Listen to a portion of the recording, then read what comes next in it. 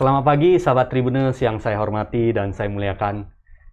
Pagi hari ini jam 11 sampai 1 jam ke depan kita akan cerita tentang Pempek Sriwijaya oleh-oleh dari Medan untuk Indonesia. Di studio sudah bersama kami kedua tamu yang sangat luar biasa. Ada Bapak Brilian Mukhtar. Selamat pagi. SEMMMH. Selamat pagi Pak Pagi. Brilian. Terima kasih kedatangannya. Terima kasih luar biasa juga undangannya. Thank you Pak Brilian. Dan juga di studio hadir Bu Janis SEMAK, ya founder, keduanya adalah founder Pempek Sriwijaya. Terima kasih Bu Janis sudah hadir di studio bersama kami untuk bisa sharing sesuatu yang bermanfaat bagi sahabat Tribuners. Terima kasih ya Bu ya. Terima kasih. Pagi. Sama-sama. Nah, untuk mengenal Pempek Sriwijaya lebih jauh dan lebih dekat lagi, jauh dan dekat kita mengenal lebih baik lagi, mari kita saksikan video berikut ini.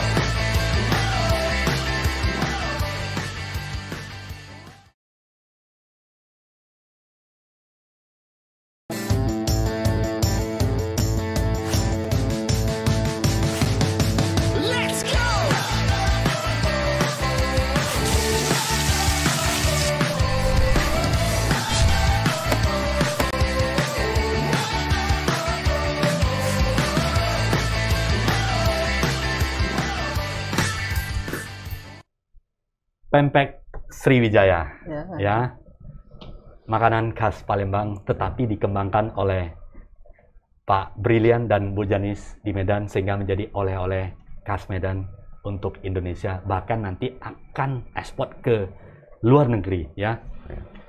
Tentunya kita akan menggali lebih jauh lagi cerita sejarahnya Pempek Sriwijaya seperti apa. Di studio saya akan tanya langsung Pak Brilian Mukhtar sebagai founder.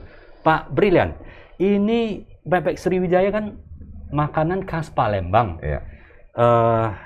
Bagaimana bisa terpikir untuk memulai bisnis ini dan kembangkan sehingga menjadi sangat baik sekali dan sudah ada dapat dibeli di berbagai kota dan termasuk marketplace. Bagaimana awal berdirinya nih Pak Brilian? Ya, baik, terima kasih Pak Sanjat. Sebenarnya kita lihat bahwa kalau pempek Palembang adalah makanan tradisional suatu daerah, tentu punya ciri khas. Ya.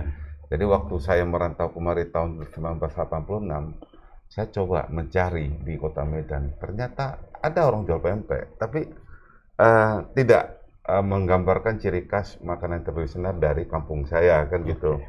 Ya, sembarang saya protes sampai saya educate, sampai saya cetak, tapi nggak bisa juga. Nah, ini merupakan satu beban moral tanggung jawab saya, ya, mana saya berada di Medan, jadi saya hobi makan, sering cerita. Waktu itu masih pacaran kami, ya, cerita, saya nikah sama juga, tidak ada perubahan. Mungkin ada hanya satu sebesar kota Medan ini, Pak, hanya satu outlet yang boleh katakan agak saya bisa accept, tapi nggak puas juga gitu. Tesnya dari segi tesnya, dari ikannya juga dan sebagainya. Nah, akhirnya begitu kami nikah, diskusi, akhirnya mama saya sering datang, sering juga ajarin kita, terus belajar begitu anak yang kedua belajar ke Palembang, belajar, akhirnya kita beranikan diri buka. Dengan satu konsep bahwa ini harus besar. Nah, kita sudah buka cukup lama, tahun 1999 sampai hari ini mungkin 21 tahun ya. 21 tahun. Nah, ini kita baru ya inilah mungkin bagi yang ikuti pecinta Pempek Sriwijaya mungkin bisa ikuti perkembangan kita bahwa sebenarnya UKM itu tidak bisa serta-merta kita mikir besar. Jadi banyak orang selalu UKM serta-merta mikir besar, nggak bisa. Ini ada waktu proses. Ya, sampai hari ini kita sudah hampir di semua ini dan luar kota, dan sekarang kita mikir untuk ke luar negeri. Ya, luar negeri ya mudah-mudahan ya. Menurut saya cita rasa dulu kita jaga sehingga banyak pecinta pempek kita yang nggak lepas dari kita, sehingga maka itu kita bisa besar. Jadi karena pembandingnya ada, Di Palembang bagaimana rasanya, di Jakarta bagaimana. Beda ada sedikit, mungkin di cuka. Karena orang Medan nggak suka minum cuka. Katanya takut ke asam lambung. Ya, kita kurangi cukanya. Nah, mungkin ada orang Palembang suka minum cuka. Kalau saya minum cuka, suka. Ya, saya harus minum cuka banyak-banyak. Ya kan, tapi saya nggak suka pedas. Orang Medan nggak suka cuka, tapi suka pedas. Nah, ini jadi kita harus tahu minat-minatnya. Ya, jadi menurut saya sejarahnya kenapa dimulai ya, menurut saya di Medan ini belum ada pempek yang cocok, maka kita punya statement the real pempek. Ini loh pempek yang benar ini. Karena Pak Brilian sudah merasakan ya, merasakan pempek yang original, yang taste yang kualitasnya bagus seperti apa, sudah merasakan. Awal mula bisnis ini adalah karena belum menemukan di Medan, di daerah perantauan, sehingga terciptalah keinginan untuk memproduksi, membuat sendiri. Makin lama makin enak, akhirnya sebuah jawaban untuk teman-teman yang pecinta pempek, ya kan, supaya bisa menikmati di sana ya, menikmati di sini di Kota Medan yang kita cintai, supaya bisa sharing. Dan setelah bisnis itu lama kelamaan menjadi lebih besar lagi adalah sampai jual di luar Kota Medan. Ini ceritanya bagaimana pula ini, Pak? Karena awalnya kan hanya untuk Medan, Pak. Jadi makin lama makin gini, melayani Indonesia. Kita sebenarnya ingin target outlet sebanyak-banyaknya. Kita pernah outlet banyak sekali. Tapi karena menurut saya ini juga faktor teknologi. Jadi kita tiap hari kita kembangkan teknologi. Bagaimana pempek itu bisa segar dan tahan. Jadi ya mungkin bisa diceritakan oleh Bu Jenny sini yang tiap hari bergelut dengan itu. Dan memang ada teknologi. Artinya pempek ini harus makanan sehat dan bergizi. Artinya 6-70% itu daging di dalamnya dan daging ikan ya. Ya, daging ikan tenggiri dan harus tenggiri dan tenggiri harus fresh ya. Dan tenggiri pun tenggiri khusus, tidak bisa tenggiri sembarangan. Tenggiri banyak, ada bunga batang, apa banyak dia. Dan tenggiri juga ada juga jangan saat dia lagi bertelur gitu. Jadi ada tekniknya semua. Jadi kalau nggak kuasai teknik ya repot. Gitu. Siap. Jadi dari mulai sana karena bagus dinikmati banyak orang di Medan, akhirnya menjadi sebuah potensi yang dikembangkan ya. Jadi sahabat Tribuners memulai bisnis itu harus sabar ya. Tidak serta-merta itu menjadi besar ya. Kita lihat packagingnya sangat bagus. Ini adalah perjalanan yang panjang. Kita butuh proses, butuh kerja keras untuk mewujudkan menjadi kenyataan. Nah, saya ke Bu Janis. Bu Janis, saat ini varian produk apa yang ada dipersembahkan oleh Pempek Sriwijaya dan keunggulannya apa sih? Sehingga menjadi orang tertarik untuk lebih makin lama makin banyak peminat, pecinta yang loyal terhadap Pempek Sriwijaya. Jadi varian produk dalam bentuk kemasan kotak sudah cukup banyak, dari kapal selam, lenjer, adaan. Kemudian ada mixnya ya, mix kapal selam, lenjer, adaan, ada juga pempek kulit, ada batagor, ada otak-otak goreng, otak-otak bakar. Itu sudah dalam bentuk kemasan. Namun ada juga produk yang kita jual belum dalam kemasan, itu tekwan, celimpungan, laksan, pempek sate, kumis naga, dan lainnya. Jadi itu bisa diperoleh di outlet kami yang bisa offline dan online ya. Dan ini produknya berbagai macam ya Bu ya. Ini kemasannya sangat cantik. Ini kemasannya bisa tahan berapa lama ya Bu ya? Nah, kemasan pempek frozen ini kalau kita simpan di kulkas frozen itu bisa tahan 1 tahun. Untuk permintaan misalnya kirim ke luar kota, seperti Shopee, ataupun ada teman-teman yang ingin membeli oleh-oleh untuk keluarga di luar kota, misalnya mau kirim ke Jakarta, mau kirim ke Singapura, mau kirim ke Malaysia. Nah, itu daya tahannya itu bisa 3 bulan. Bisa 3 bulan. Nah, jadi itu dalam perjalanan ke sana, tentengnya itu di suhu ruang itu bisa tahan. Bisa 3 bulan ya. Tapi yang bagusnya adalah kita harus keep di chiller ya, supaya bisa tahan lebih lama. Tapi kalau di ruangan biasa ya, sahabat Tribuners, bagi yang pecinta pempek dari kota Medan, Jakarta, Surabaya, dan seluruh Indonesia, di Subiasa bisa 3 bulan ya. Silakan nikmati, ini pempek yang sudah teruji, banyak peminatnya. Dan kemudian kalau di bagusnya adalah di chiller, di kulkas itu bisa 1 tahun ya. Ya, di frozen Pak. Di frozen ya. Di frozen. Ya. Jadi Di frozen. gini, Ya. kalau dulu kita beli dari Palembang, itu pempek yang kita beli itu pempek batang, pempek kapal selam itu semua dikasih tepung. Kalau Supaya sekarang kita enggak. Jadi kita dengan satu teknologi, kalau izin saya buka, kita Silakan Pak, silakan. enggak kasih tepung gitu.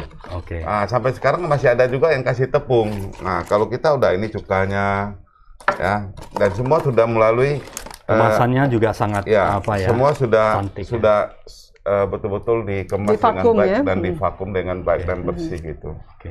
Jadi makanya ini sudah melalui teknologi yang kita memang bukan teknologi tinggi ya, tapi minimum kita jamin karena kita di Balai POM, kita ada MUI, ada semua, udah cek semua.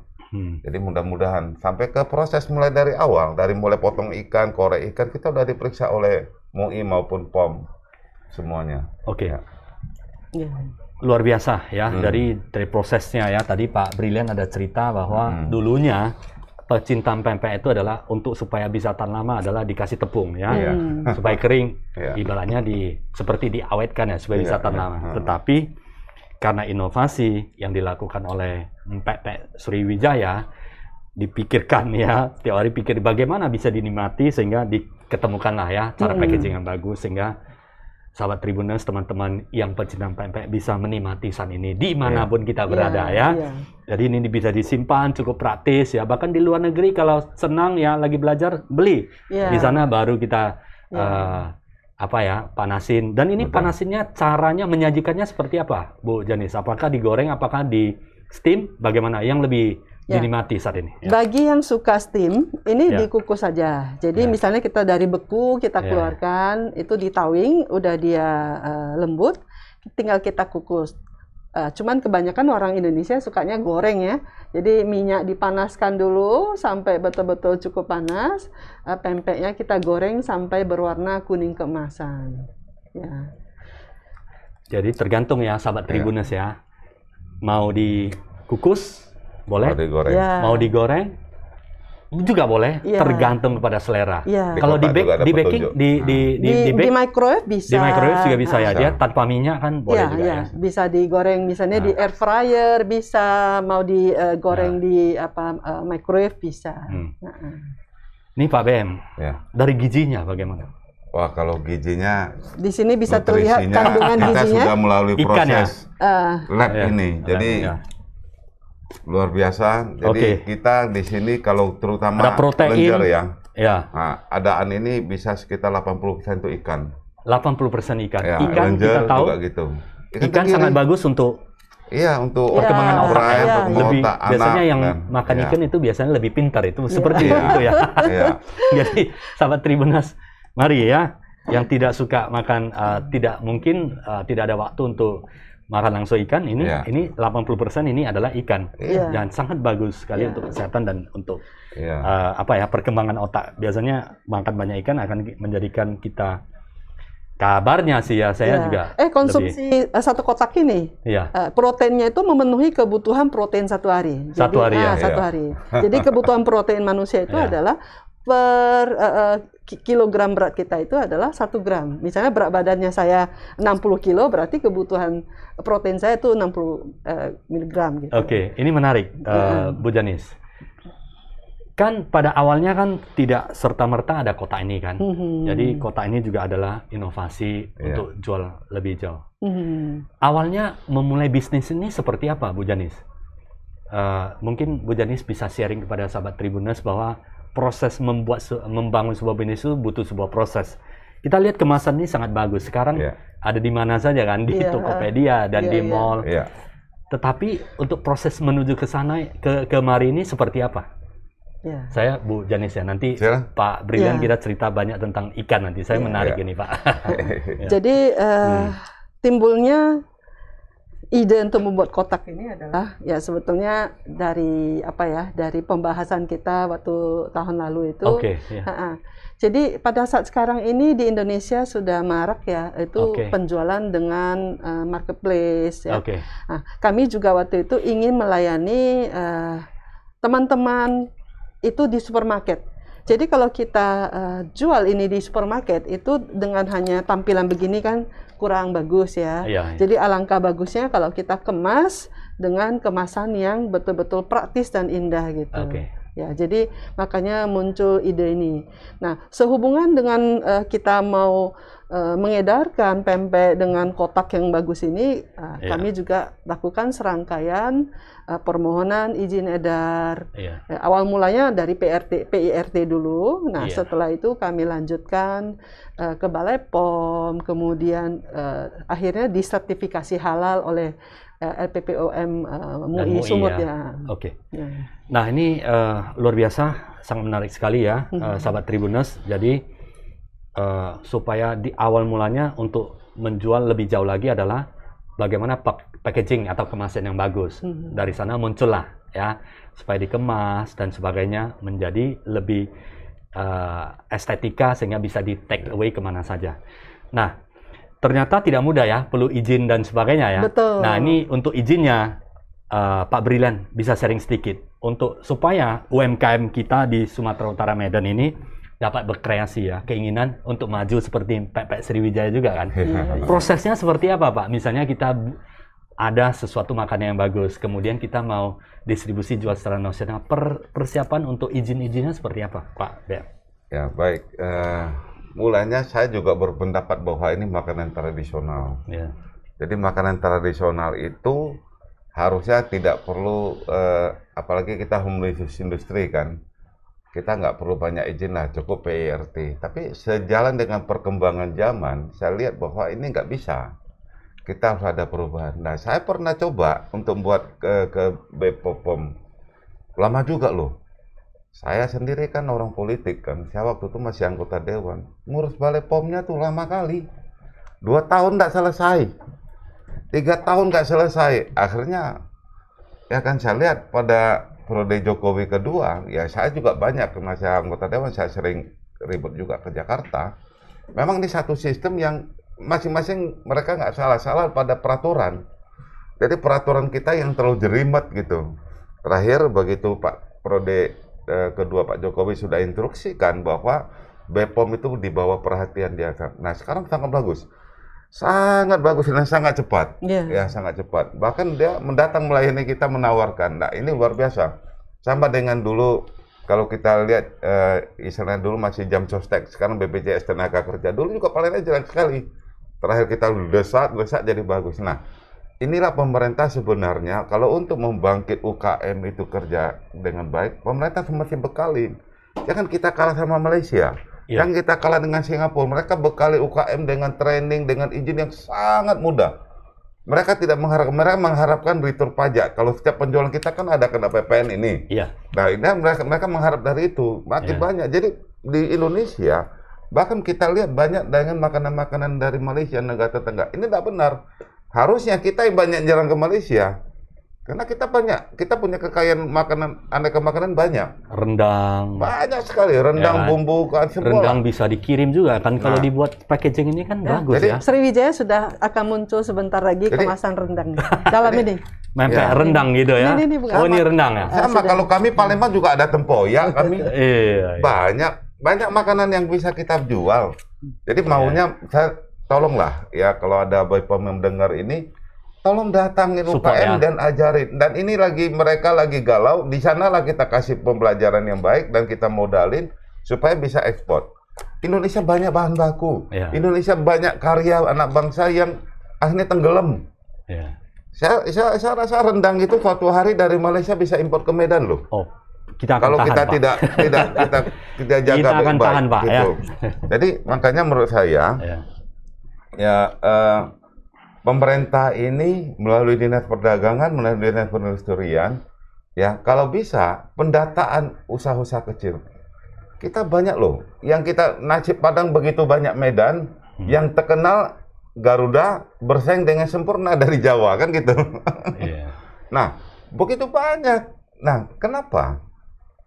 Kenapa tidak bagaimana brandingnya itu supaya bisa bagus? Pempek juga gitu banyak di Kota Medan.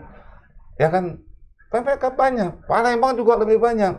Ya, jadi kita mau saling sinergi. Nah, dan pemerintah juga dari satu sisi, perhatikanlah. Segala pengurusan izin sudah permudah, tapi labnya masih mahal. Oke. Ini Jadi, perlu lab juga ya, Pak? Iya perlu. Kita untuk ngurus izin ke BPOM, kita mesti punya hasil lab. Oke. Di sini hasil labnya bisa 13 juta, 6,5 juta. Kita rencana nih mau buat ekspor. Untuk lokal kita udah selesai. Kita Saya mau ekspor. koreksi dikit, Pak. Yang 13 juta itu adalah umur simpan. Iya, umur simpan. Nah, sedangkan kalau izin lab untuk kita kan perlu 3 izin lab ya. Satu kandungan gizi, kedua mikroba, Ya. ketiga Gizi, logam mikroba. berat. Oke, oke. Jadi total harganya itu ya sekitar kisaran mendekat 3 juta. Sedangkan yang saya butuh tambahan karena saya mau meyakinkan masyarakat bahwasanya pempek itu bisa tahan di suhu ruang karena perlu perjalanan. Misalnya saya kirim ke Singapura itu perlu 1 minggu. Ya. Kalau dengan standar vakum biasa itu udah pasti rusak. Ya. Nah, karena saya punya teknologi dan saya mau hasil uji itu ada, makanya saya meminta beberapa perusahaan kasih proposal. Ternyata di Indonesia mahal banget. Ada yang 13 juta, ada yang 6 jutaan. Akhirnya saya malah uji ke luar negeri. Ke luar negeri Malaysia 1,5 juta. Padahal sama, apa bedanya sih? Nah, inilah pemerintah kita harus koreksi. Dan kebetulan kita lakukan kaki ini, pengen kita ekspor, baru kita tahu. Tapi kalau ada pengusaha UKM yang dengar 13 juta, wah nggak jadi dong go ekspor. Padahal Ya kan? potensi masih besar. Jualnya Pak, oleh-oleh, jadi nggak besar-besar gitu. Jadi menurut saya, pemerintah harus tolong intervensi lab-lab itu. Ya, pemerintah punya lab juga sendiri. Kalau bisa kasih gratis. Ya kan? Ini yang penting. Luar biasa. Terima kasih. Jadi izin ya, tidak semudah itu ada izin edar, kemudian POM ya, MUI, dan kemudian untuk ekspor ada tes Ada 3. HCP. HACCP juga Ya, ya. ada lagi program pemerintah namanya Species Go Up World ya. Ada BPOM lagi sekarang menggalakkan itu bagaimana UKM bisa diberdayakan menjadi ekspor bumbu-bumbu rempah-rempah asal Indonesia. Luar biasa ya. Kita luar biasa. Kita harus mencontoh ini seperti Korea lah ya. Korea itu kirim makanan, kosmetik, kimchi, makanan, kosmetik, semua. Jadi sudah saatnya kita bersatu padu untuk mewujudkan cita-cita kita bersama. Produk lokal Indonesia, apalagi bumbu masakan Indonesia bisa dinikmati. Karena mahasiswa kita di luar negeri juga banyak ya. Banyak sekali. Jadi mereka kepengen juga menikmati rendang, pempek ya gitu. Jadi tinggal gampang, dan yang penting adalah quality taste-nya harus good. Ini paling penting ya. Tadi saya belajar satu adalah kita harus quality taste yang seperti original. Punya standarisasi. Jadi kita bisa ada nostalgia sendiri ya. Nostalgia kepengen makan, udah nggak usah jauh-jauh, tapi bisa dinikmati. Oke. Saya tanya ke Bu Janis. Bu Janis, ini ikannya tadi Pak Brilian ada cerita, ikannya spesial ikan. Seperti apa ikannya? Yang dipilih karena 80% kan? Karena ikan juga 80% bahan baku. Seperti apa cara pemilihan jenis ikannya, freshnya bagaimana sehingga ini menjadi keunggulan untuk para pecinta pempek? Ikan yang kita pakai adalah 100% ikan tenggiri. 100% ya? Ikan tenggiri itu kan... Apakah yang lain ada campur? Ada, misalnya di Palembang mungkin mereka ada memakai ikan belida, tetapi ikan belida itu tidak bisa diperoleh di Medan, dan juga ikan belida adalah sekarang ikan yang sangat langka ya. Jadi pun saya nggak tahu persis apakah sekarang masih begitu mudah diperoleh di Palembang. Nah, juga kadang-kadang ada yang campur dengan ikan gabus gitu ya. Nah, kita sendiri adalah memakai 100% ikan tenggiri. Bu, sedikit sebelum Ibu lanjut. Aslinya pempek ini ikannya ikan apa, Bu? Aslinya kalau dari original pertama sekali yang menjadi khas di Palembang, tenggiri. Jadi belida itu adalah improvisasi gitu ya. Belida itu dari ikan sungai, sedangkan ikan tenggiri itu ya dulu hasil tangkapan nelayan dari laut itu ya di Indonesia adalah tenggiri. Jadi bagaimana cara pemilihannya kemudian? Yang paling penting adalah ikannya harus segar. Oke. Ya, jadi kita periksa dari insangnya, dari matanya. Nah, kemudian ya jenis-jenis ikan tenggiri ya seperti tadi Pak Iya, Brilian ini udah menarik singgung ini. ya. Beratnya juga nentukan. Iya. Jangan pilih ikan tenggiri yang beratnya kecil gitu. Oke. Kita biasanya standar kita itu adalah minimum ukuran 7 on. Jadi yang di bawah itu kami tidak pakai. Jadi ukuran besarnya sangat menentukan kekenyalan hasilnya. Oke. Ya, kemudian dari tadi kesegaran, kemudian jenis-jenis ya. Jangan pilihlah ikan betina yang lagi bertelur. Oke. Sehingga nanti kelestarian dia ikan ya. ya satu kelestarian, ya kedua juga dia bentuknya nanti agak susah, terutama kapal selam. Kapal selam kan kita perlu isi 1 butir telur di dalam yang utuh. Nah, kalau dia memakai ikan yang terlalu yang tadi yang beranak, dia terlalu berlemak sehingga dia akan bocor terus. Ya. Terlalu lemak dia. Nah, kemudian ya ikan tenggiri itu ada beberapa ya, jangan sampai terpilih misalnya tenggiri musang atau apa, itu pasti nggak enak gitu ya. Minimal adalah tenggiri bunga ataupun itu tenggiri batang. Nah, dua itu batang ya. Bunga sama batang. Hari ini saya belajar pilihkan tenggiri, bunga atau batang ya. Selama ini saya jadi lengkap makan dia, ada bunganya, ada tangkainya. Batang. Ini menjadi story ya.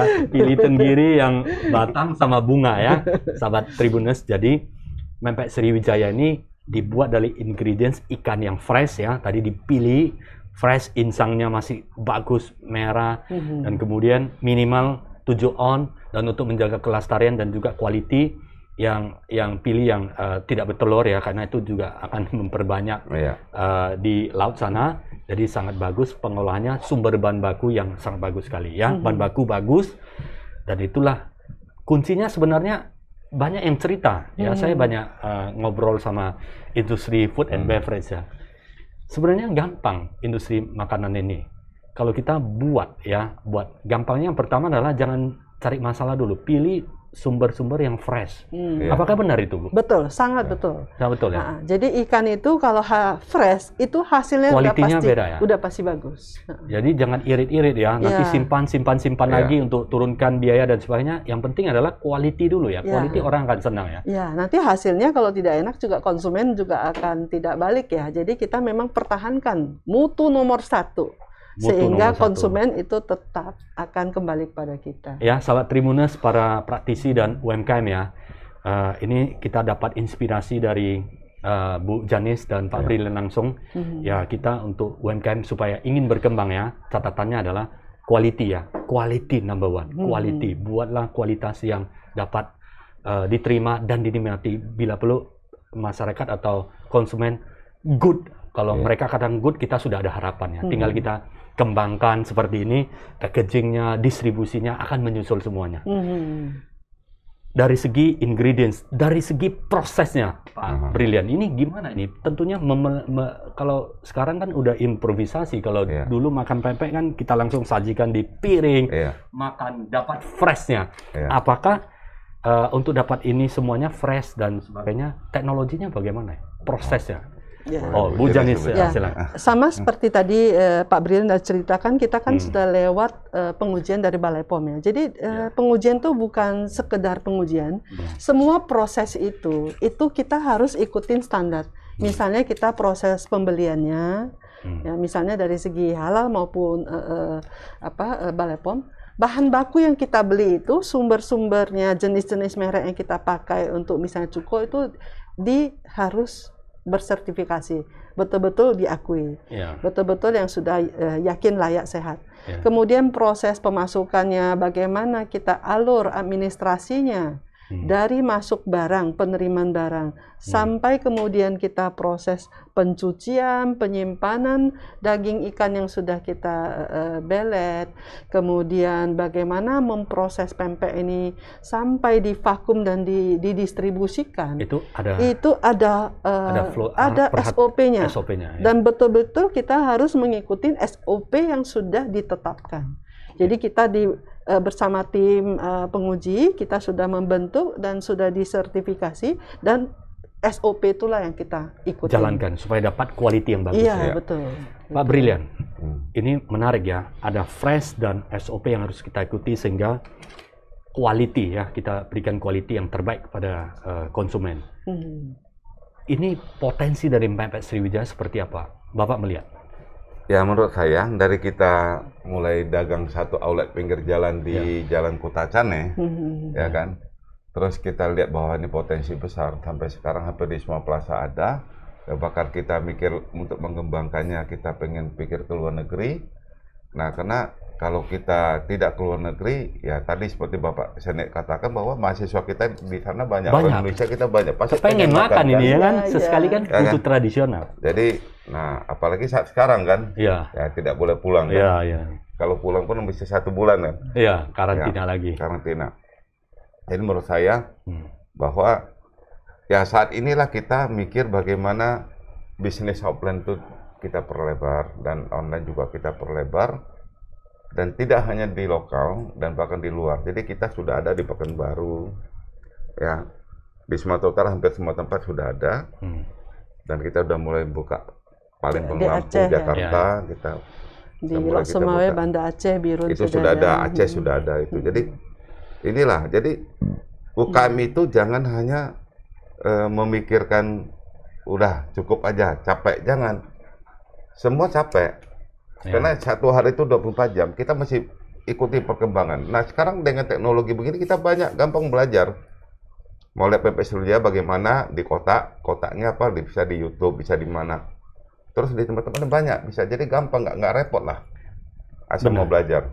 Iya, jadi sahabat Tribuners ya, jangan pernah puas terhadap apa yang kita capai. Kalau kita udah sukses di kota yang kita cintai, ekspansilah ke lebih besar lagi ke kota yang lain, bila perlu ekspor seperti yang dilakukan oleh ini kalau bisa tembus ke market Cina luar biasa ini. Ini kita masih mikir market Malaysia nih. Mungkin tahun depan kita udah bangga juga Malaysia. Kita Pak bisa masuk ke market China ya Pak ya. Iya pasti. Dan ini Pak, biasanya konsumen kita apakah itu end user, apakah misalnya katakanlah ada orang yang kepengen jual pempek, jadi nggak usah ambil pusing lagi buat sendiri, ambil dari sini sajikan. Banyak seperti itu.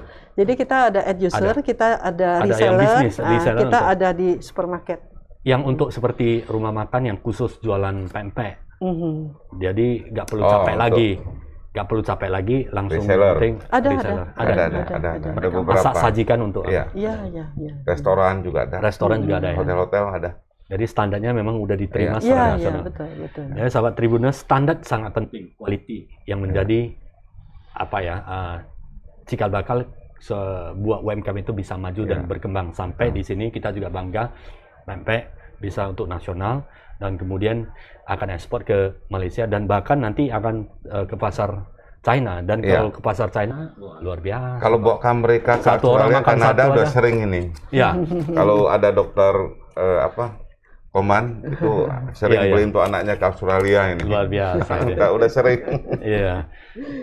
Oke. Pak Bujanis, jadi pempek Sriwijaya bisa didapat di mana saja? Ada program khusus Kak? Misalnya bagi yang kepengen pempek Sriwijaya ini. Ya, jadi kalau pempek Sriwijaya sekarang bisa diperoleh di supermarket ya, di Medan, di Brastagi, di Medan, Brastagi, Tiara, Gatot, Mahatan, Wazir, Ranto, kemudian ada di Semarko, ada di Katigamat, ada di Maju Bersama, ada di Sujuya. Ya, kemudian kita juga hadir udah di Lok Sumawe, di Transmart ya, Transmart Medan Fair sama Transmart Podomoro.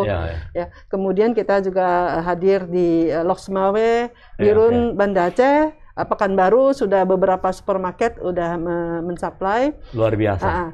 Jadi untuk program Tribun, pendengar di Tribun, nah mulai hari ini sampai dengan tanggal 16 kami ada pasarkan ini spesial khusus Tribuners ya.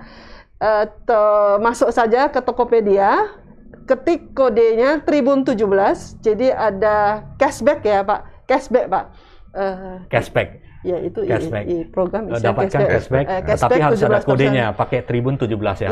Iya. Bisa beli di Tokopedia dapat cashback ya Bu ya. Betul.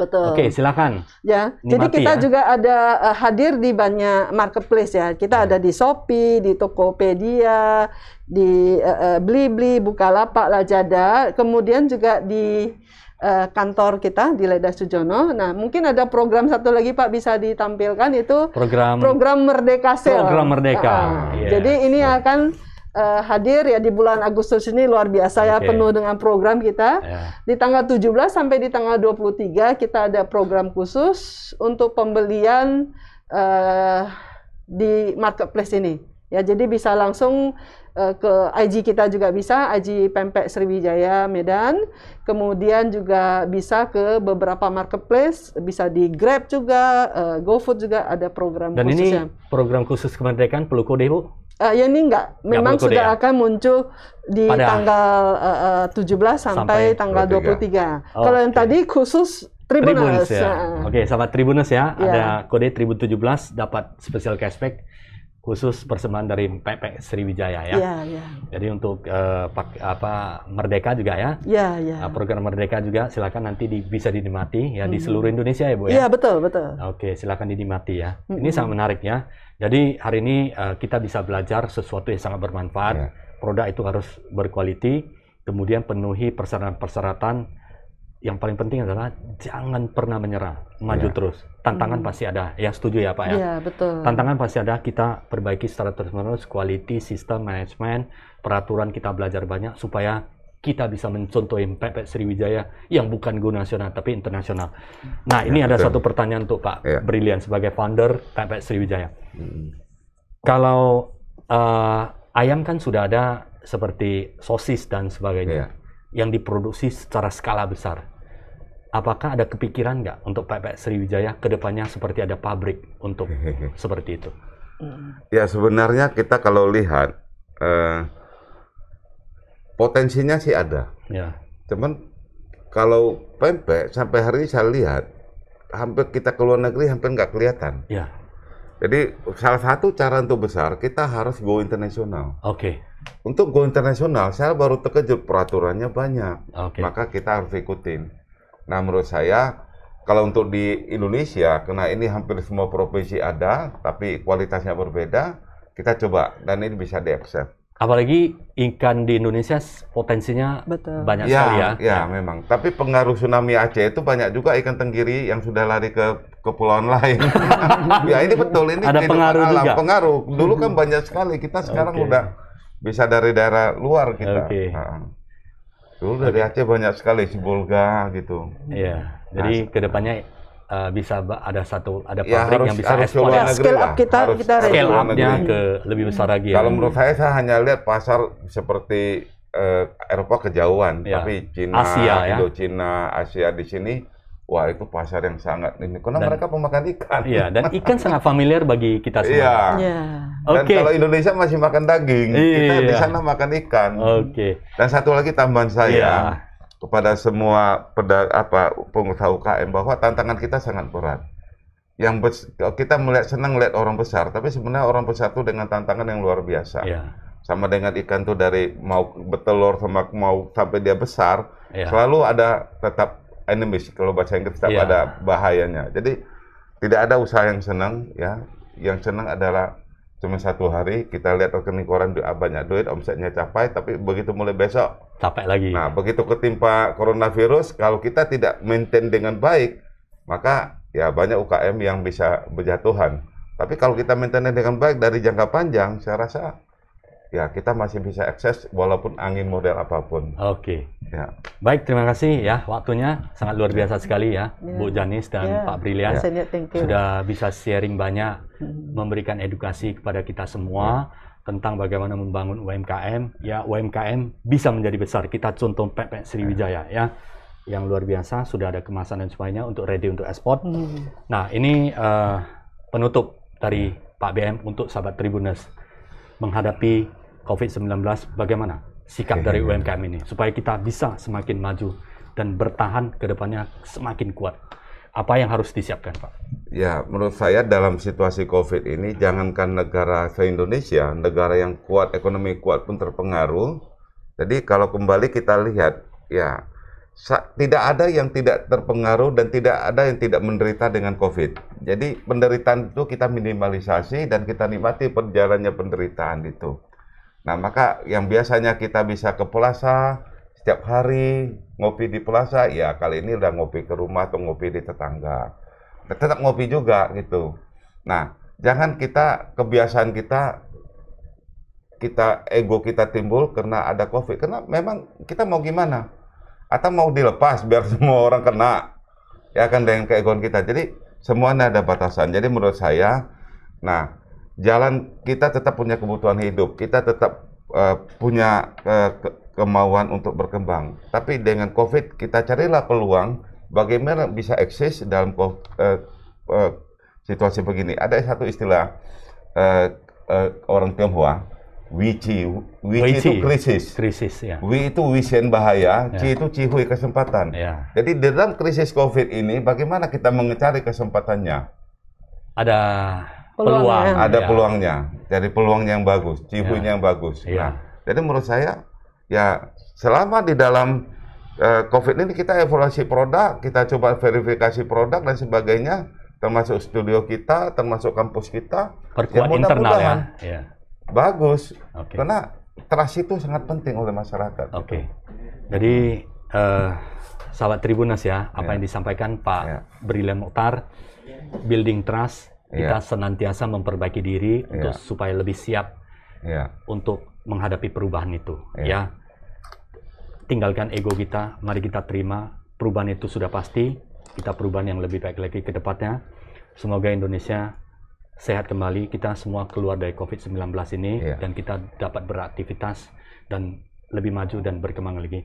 Terima kasih sahabat Tribuners, terima kasih Pak Brilian Mokhtar, Bu Janis yang sudah sharing tentang ikan ya, pempek, makanan, healthy food ya. Semoga bermanfaat bagi sahabat Tribuners. Terima kasih semuanya. Terima kasih sahabat Tribuners.